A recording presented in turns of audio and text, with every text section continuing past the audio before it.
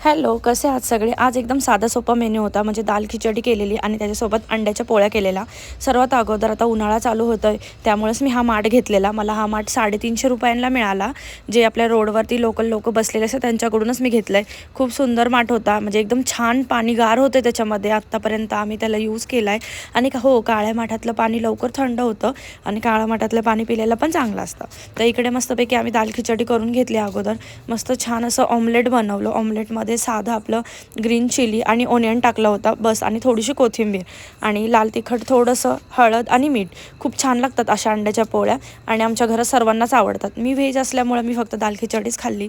चला तर मग, आपल्या चॅनलवरती नवीन असाल तर सबस्क्राईब करून घ्या. व्हिडिओ आवडत असेल तर लाईक करा आणि अशाच नवीन नवीन हेल्दी रेसिपीज आणि अजून काही गोष्टी पाहायच्या असतील तर लवकर आपल्या चॅनलला सबस्क्राईब पण करा आणि इंस्टाग्रामला फॉलो पण करा.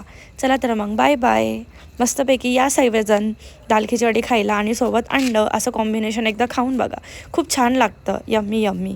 चला तर मग, बाय बाय.